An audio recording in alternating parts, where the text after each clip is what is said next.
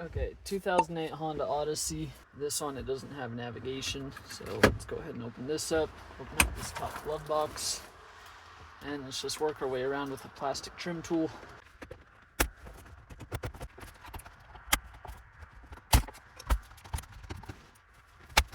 This is popped out. We need to unplug the dome light switch, the hazard button, as well as the wiring that goes to the climate control. So just for demonstration purposes, I've unplugged the hazard button.